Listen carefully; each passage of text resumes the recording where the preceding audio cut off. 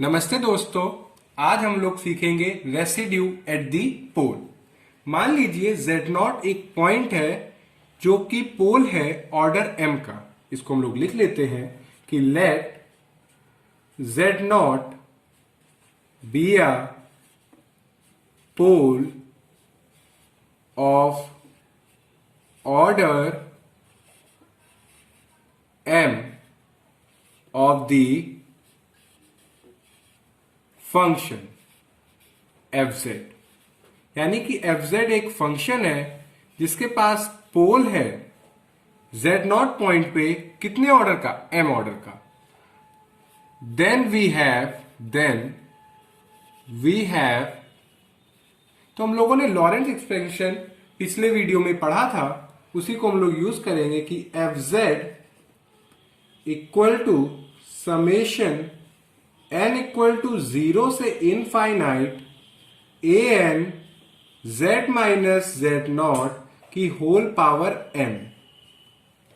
अब क्योंकि हमारी ये जो सिंगुलैरिटी है वो पोल है, तो जो प्रिंसिपल पार्ट होगा उसमें फाइनाइट नंबर ऑफ टर्म्स होंगे। तो हम कह सकते हैं कि b1 z minus z0, b2 z minus z0 का whole square, b3 z minus z0 का होल क्यूब। अब क्योंकि हमारी जो सिंगुलैरिटी है वो पोल है, तो जो प्रिंसिपल पार्ट में होगा वो फाइनाइट है, और जितना ऑर्डर होगा पोल का उतने नंबर ऑफ टर्म्स होंगे प्रिंसिपल पार्ट में। तो यहां पे m ऑर्डर है तो m टर्म्स होंगे। तो हम कह सकते हैं कि bm z माइनस z0 की होल पावर m, और शर्त यह है कि bm नॉट इक्वल टू 0, क्योंकि अगर bm 0 हो गया तो हमारे m टर्म्स नहीं रहेंगे, तो ऑर्डर हमारा चेंज हो जाएगा, इसलिए bm नॉट इक्वल टू 0। तो हम लोगों ने जो पिछला वीडियो था रेसिड्यू में, उसमें सीखा था कि रेसिड्यू होता क्या है। जो रेसिड्यू होता है वो होता है coefficient of 1 upon z minus z0। यानी कि 1 अपॉन z माइनस z0 का जो कोफिशिएंट होता है उसको हम लोग रेसिड्यू बोलते हैं। तो यहां पे आप कैसे इसको लिखेंगे कि रेसिड्यू किसका, फंक्शन का, किस पॉइंट पे, z equal to z0 point पे वो क्या होगा, coefficient of 1 upon z minus z0, जो कि क्या है कोफिशिएंट b1।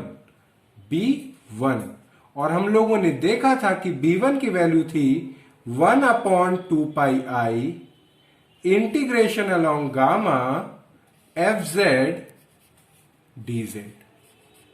तो ये हम लोगों ने फॉर्मूला पिछले बार देखा था, पिछले वीडियो में, कि रेसिड्यू क्या है और ये कि b1 क्या है हमारा।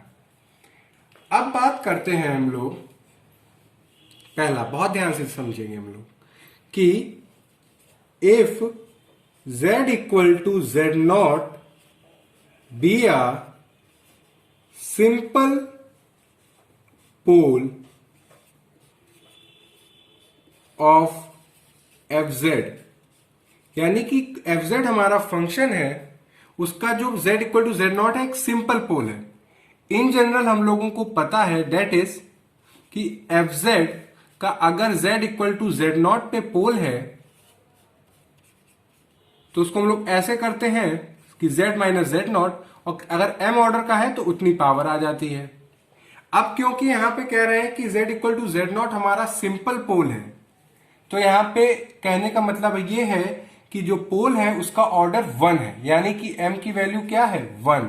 तो हम कह सकते हैं कि हमारा फंक्शन कुछ इस प्रकार का है, fz equal to 5z z minus z0। तो ऐसा अगर फंक्शन है और हमें रेसिड्यू निकालना है सिंपल पोल पे, तो वो क्या होगा उसको देखते हैं हम लोग। तो वो रेसिड्यू किसका, फंक्शन fz का, किस पॉइंट पे, z इक्वल टू z0 पे, तो वो क्या होगा इसको ध्यान से देखिए। जिस पॉइंट पे हम लोग रेसिड्यू निकाल रहे हैं वहां पे हम लोग लिमिट टेंड करेंगे, यानी कि हम लोग लिमिट टेंड कराएंगे किस पॉइंट पे, जहां पे हम लोगों को रेसिड्यू निकालना है, यानी कि z tends to z naught, फिर z minus z naught F Z, ये मल्टीप्लीकेशन में है z minus z naught F Z. ये फॉर्मूला रहा हमारा कि अगर z equal to z naught अगर सिंपल पोल है फंक्शन एफ जेड का, तो उसका रेसिड्यू क्या होगा, ये।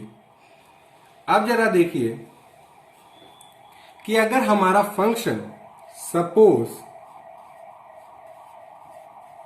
एफ जेड, हमारा जो फंक्शन है वो इस फॉर्म का है, p z upon q z form का, where p z q z are analytic यानी कि pz और qz हमारे एनालिटिक फंक्शंस हैं, आर एनालिटिक फंक्शंस, और एक पॉइंट है z नॉट, जिसको अगर हम लोग pz फंक्शन में पुट कर रहे हैं तो वो नॉट इक्वल टू 0 है।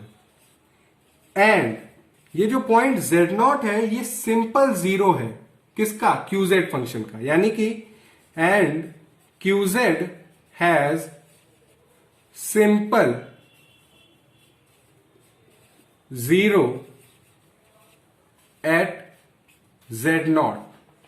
तो हम लोगों ने एक थ्योरम पढ़ी थी कि अगर कोई फंक्शन fz है जिसका z नॉट अगर 0 है, तो अगर उसी फंक्शन का रेसिप्रोकल कर दिया जाए 1 अपॉन एफ जेड, तो उसी फंक्शन जो रेसिप्रोकल हुआ है फंक्शन, उसका वही पॉइंट z नॉट जो कि 0 है एफ जेड के लिए, वो पोल का काम करेगा, पोल का काम करेगा। ये हम लोगों ने थ्योरम पढ़ी भी थी और इसका हम लोगों ने प्रूव भी देखा है। अगर आपको ये थ्योरम पढ़नी है तो ऊपर आई बटन दिख रही होगी, उस पर क्लिक करके आप उसको जरूर पढ़िए।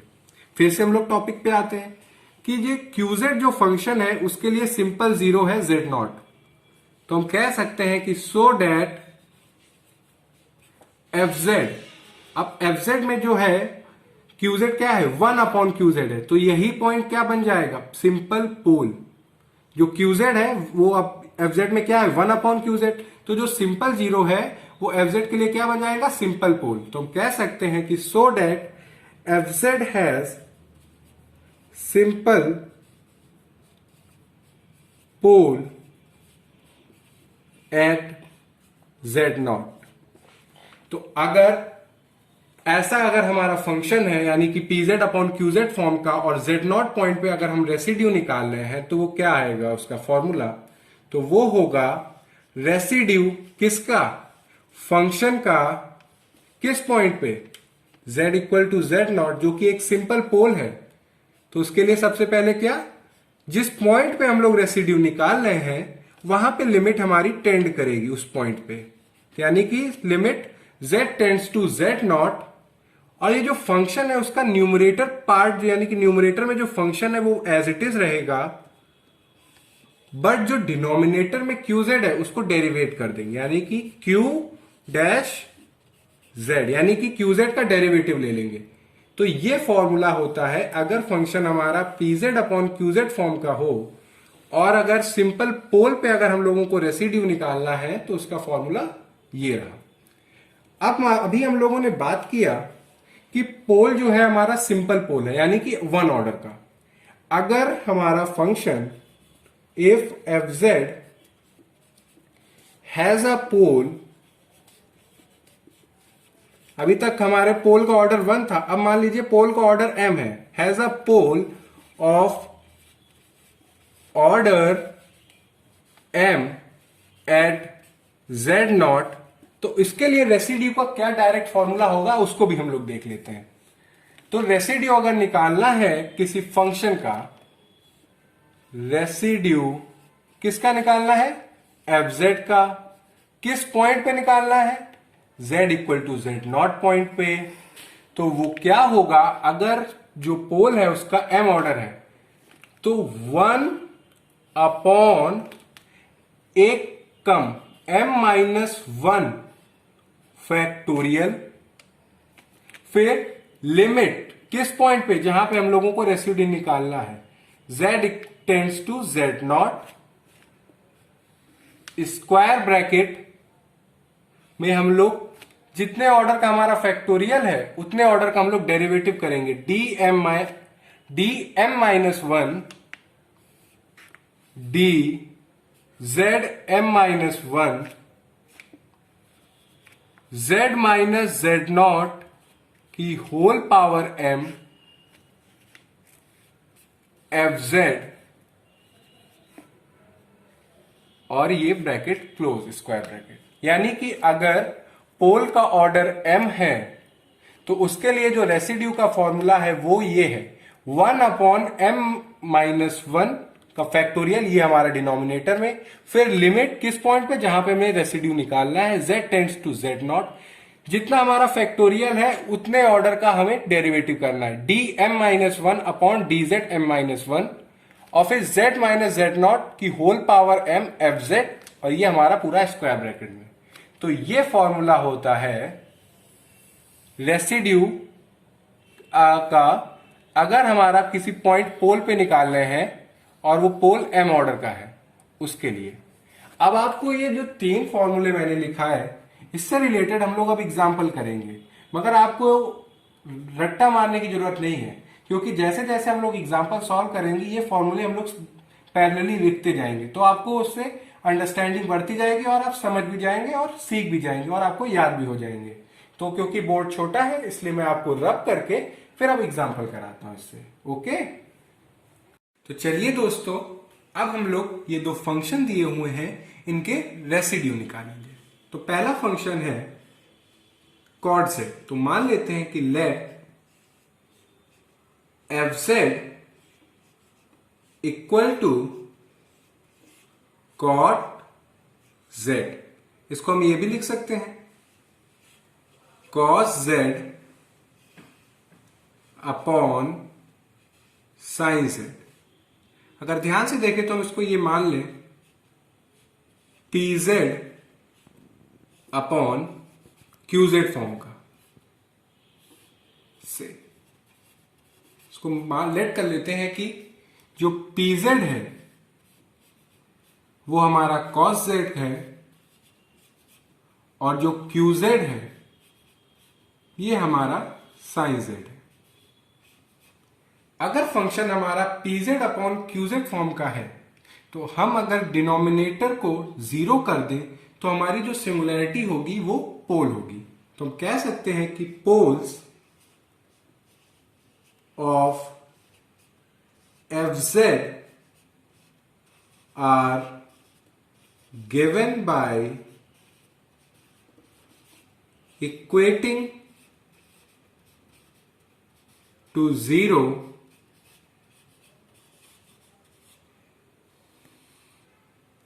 the denominator of fz, यानी कि जो फंक्शन fz है इसका जो डिनोमिनेटर है इसको अगर हम लोग 0 कर देंगे तो हमें पोल्स मिल जाएंगे, किसके, फंक्शन fz के। सो sin z इक्वल टू 0। अब हम लोग यहां पे थोड़ा सा साइन का ग्राफ देखेंगे कि जो साइन का ग्राफ होता है वो कुछ इस प्रकार का होता है।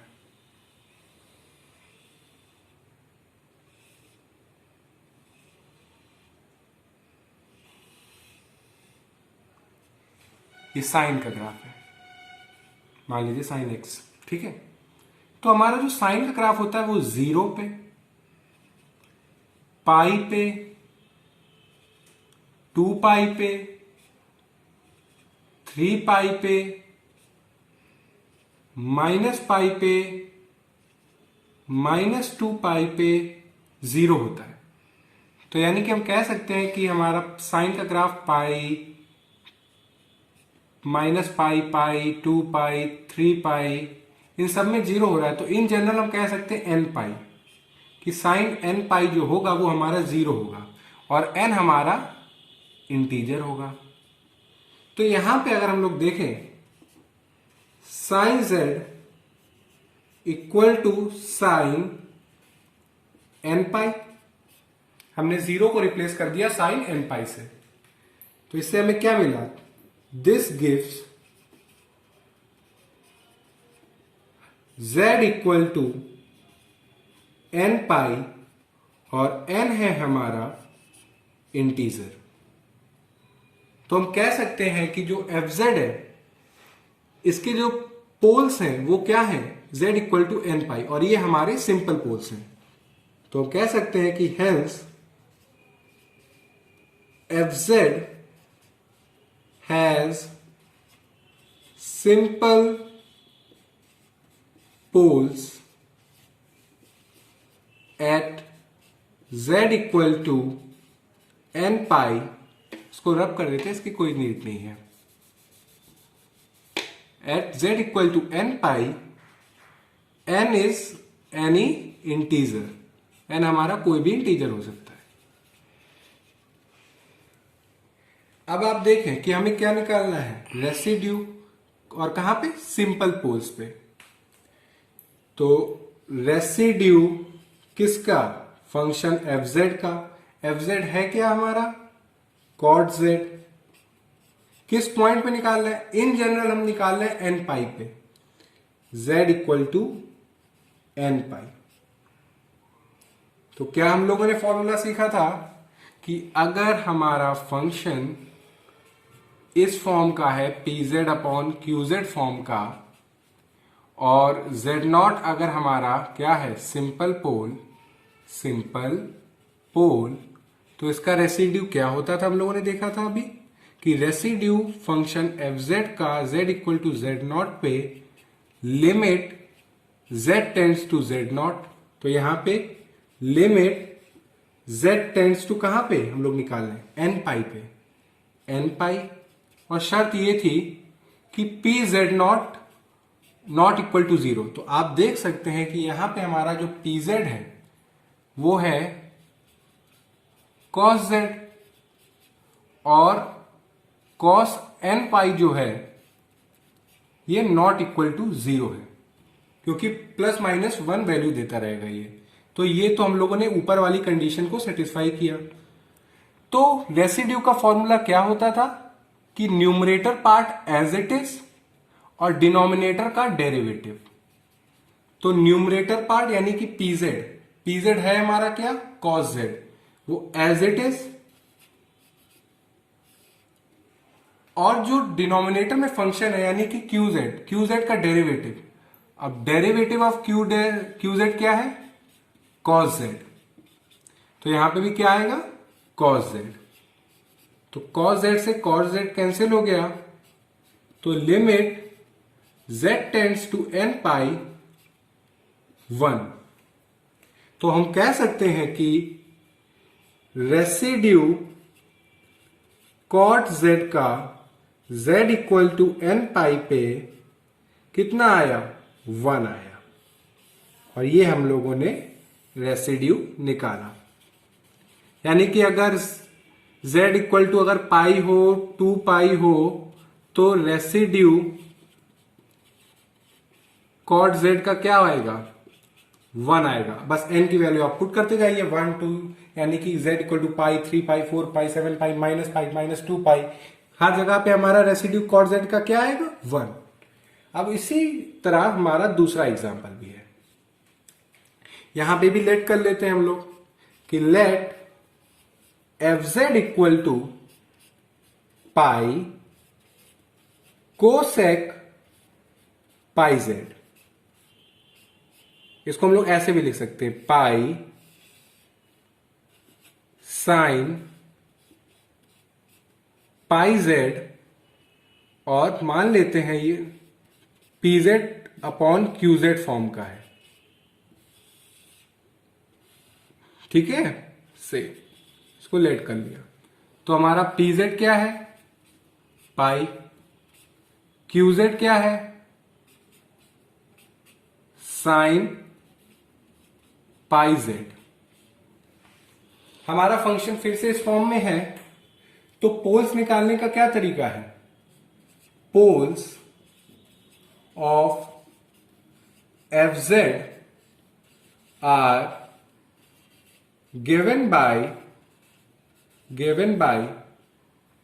क्या कर देना है, जो डिनोमिनेटर पार्ट है इसको 0 के इक्वल कर दे, यानी कि sine pi Z equal to 0। तो अभी हम लोगों ने सीखा कि जो 0 है इसको हम लोग रिप्लेस कर सकते हैं साइन एन पाई से। तो हम कह सकते हैं कि this gives pi Z equal to n pi means z equal to pi से पाई कैंसिल हो गया n, और n हमारा क्या है, इंटीजर। ठीक है, तो हेंस एफ जेड हैज, ये क्या होंगे, ये हमारे इन जनरल सिंपल पोल्स हैं। तो hence F Z has simple poles at z equal to n, और n इज एनी इंटीजर, और n हमारा कोई इंटीजर है, n इज एनी इंटीजर। फिर से हमें रेसिड्यू निकालना है, तो रेसिड्यू किसका निकालना है, पाई कोसेक पाई जेड। किस पॉइंट पे निकालना है, हम लोग इन जनरल निकालना है, तो यानी कि z इक्वल टू n पे। तो वो क्या होगा, लिमिट, जिस पॉइंट पे हम लोग रेसिड्यू निकाल रहे हैं वहां पे लिमिट टेंड करेगी, यानी कि लिमिट z टेंड टू, हमारा पॉइंट क्या है, n हमारा इंटीजर है। तो ये फंक्शन हमारा pz अपॉन qz फॉर्म का है, तो pz तो एज इट इज रहेगा और qz का डेरिवेटिव, यानी कि जो डिनोमिनेटर में है फंक्शन उसका डेरिवेटिव। तो limit z tends to n, pz है हमारा पाई और qz है, इसका डेरिवेटिव कर दीजिए q डैश z, तो ये होगा cos पाई z इंटू पाई, क्योंकि पाई कांस्टेंट में है, तो पाई cos पाई z, पाई से पाई कैंसिल हो गया, तो ये आया limit z tends to n 1 upon cos pi Z, यानी कि 1 upon cos n pi, z की जगह क्या आ जाएगा, n। तो ये होगा हमारा -1 की होल पावर m। कैसे, जरा इसको भी देख लीजिए। अगर आप कॉस का ग्राफ बनाएंगे तो कॉस का ग्राफ कुछ ऐसा होता है, जो हमारा 0 पे 1 देता है, ये इसको -1 मान लेते हैं, पाई पे हमारा -1 देता है, ये 2 पाई है, 2 पाई पे 1 देता है, माइनस पाई पे हमारा -1 देता है। तो अगर आप देखें जो कॉस है ये -1 दे रहा है कौन कौन सी पोजीशन पे, पाई पे, 3 पाई पे, -पाई पे, और 1 दे रहा है 0 पे, 2 पाई पे, 4 पाई पे। यानी कि जब n हमारा ऑड है तो कॉस हमारा -1 दे रहा है, और जब n हमारा इवन है तो हमें 1 मिल रहा है।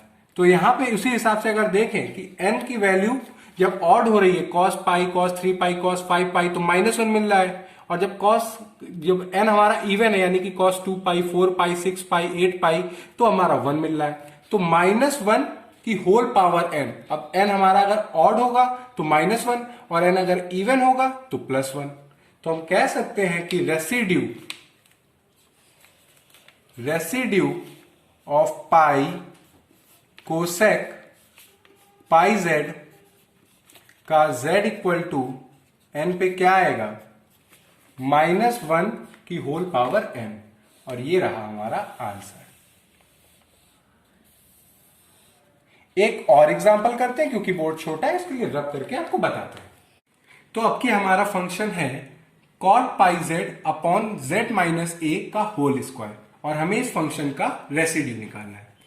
तो लेट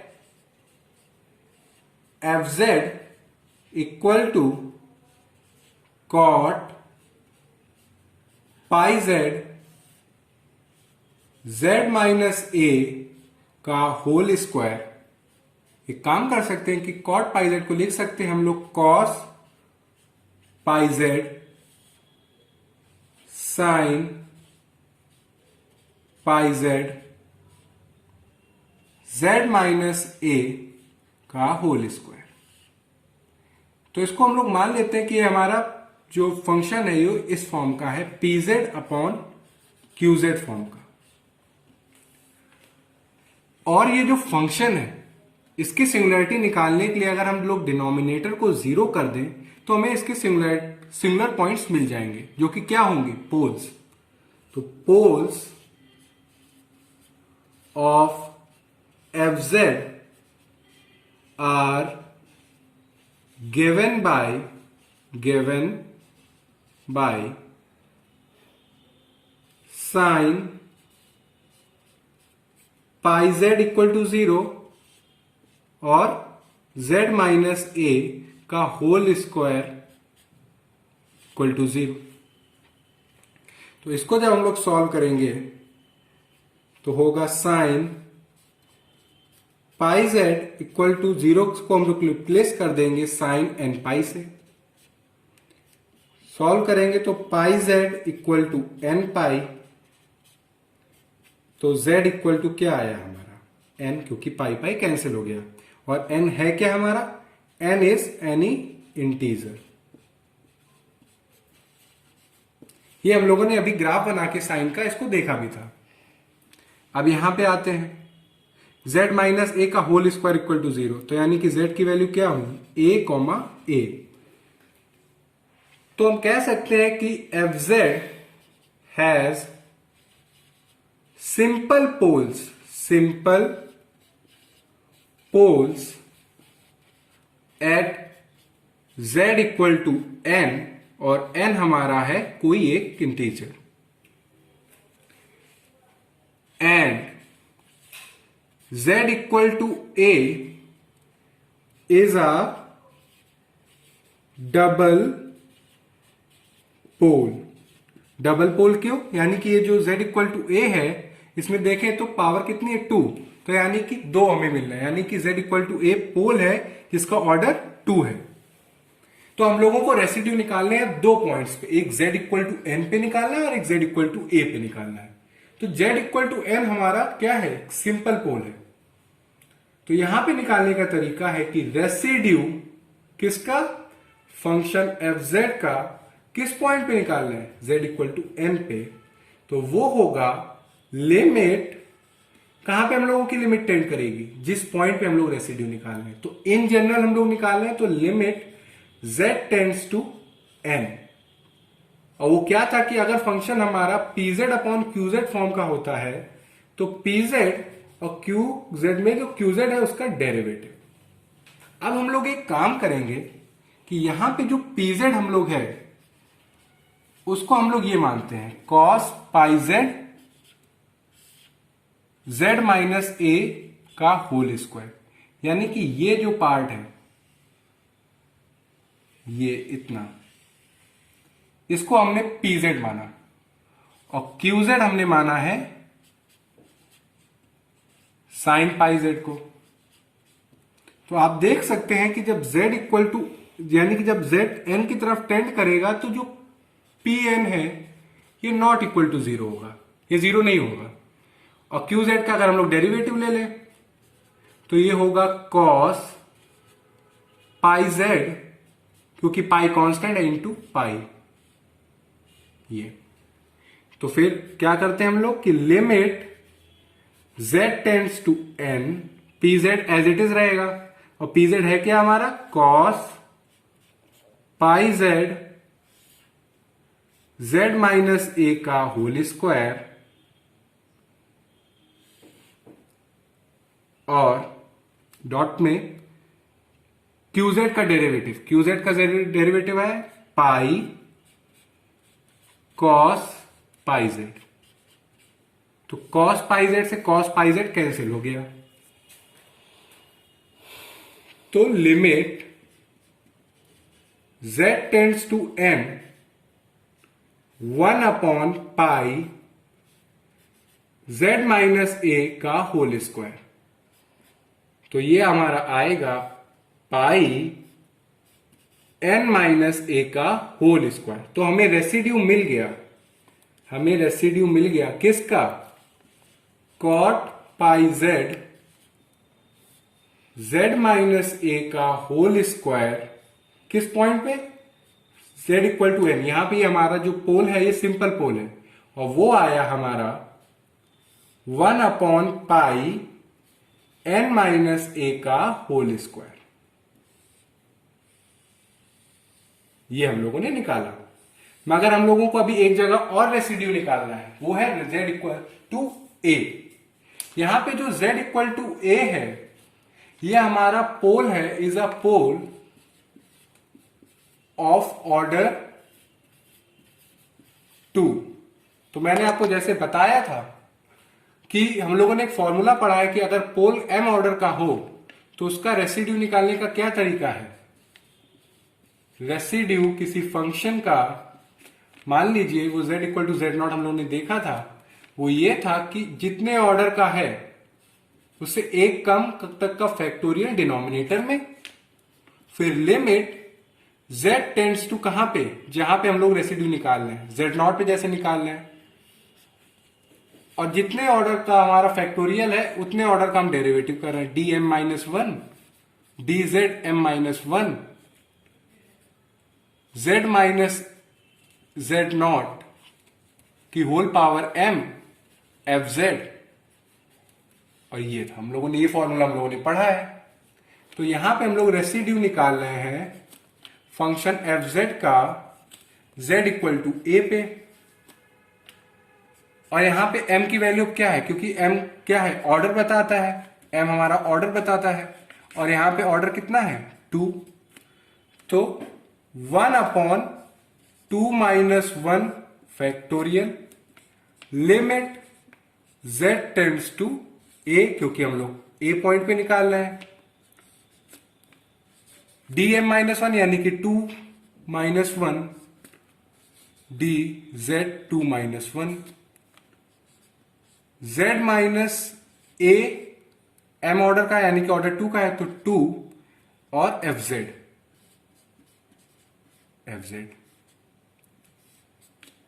तो ये हमारा होगा 1 upon 1 factorial limit z tends to a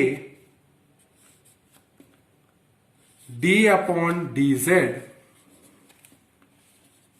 z minus a का होल स्क्वायर, और फंक्शन हमारा क्या है, cot pi z z minus a का होल स्क्वायर। आप देख सकते हैं ऊपर हमारा जो फंक्शन एफ जेड है वो क्या है, cot pi z z minus a का होल स्क्वायर। तो z माइनस a का whole square z minus a का होल स्क्वायर से कैंसिल आउट हो गया, 1 फैक्टोरियल यहां पे 1, तो ये है limit z tends to a d upon d z. अब बचा क्या हमारा, कॉट पाई जेड। अब कॉट पाई जेड का हम लोग डेरिवेटिव करेंगे, limit z tends to a, और ये आएगा minus cosec square pi z, और क्योंकि पाई कांस्टेंट है इनटू पाई, तो अब वैल्यू पुट कर देंगे तो ये होगा minus pi cosec square pi a. ये हमारा रेसिड्यू निकला। इसको हम रफ करके यहां पे अगर हम लोग लिख दें